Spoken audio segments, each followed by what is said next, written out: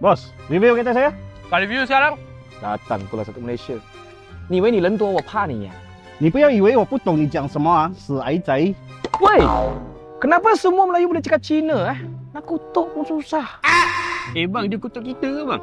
Yalah, dia ingat kita tak faham kot apa dia cakap. Datang pula seorang Cina tak faham Cina. Lemah. Woi, aku faham tau bahasa Melayu. Lencing. Bos, sebelum dia pecah kepala bos, review kereta saya dulu. Sekarang! JDM yang menjadi idaman seketika dahulu, yang dihidupkan semula oleh Kaksha, perempuan single. Saya main dulu, dia baru sekarang. Betul! Sekarang! Ya, you dulu. Nissan Fairlady guys.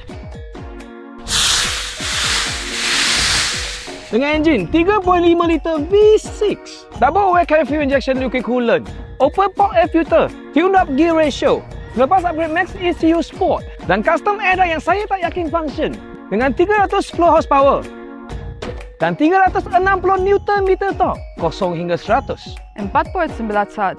Wow, top speed 180 sahaja. Itu dulu, sekarang 260. Betul! Sekarang!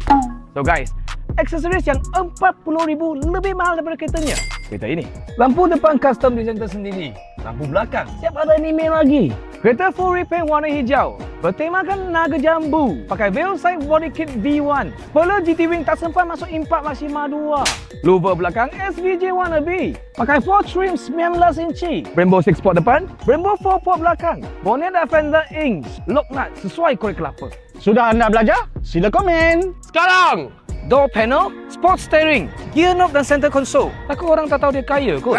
Semi-leather sport comfort seat. Ada seat belakang, tapi tak function. Janganlah koyak. Lampu tom yum, tapi kapet T20. Levy meter ke, Luffy meter ke? Silau lah bawa malam.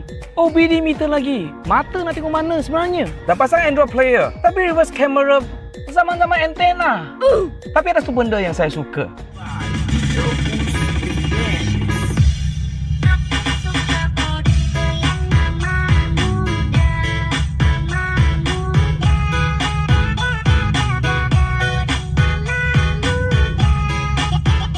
Twin exhaust, full system straight pipe. Inilah unit dia.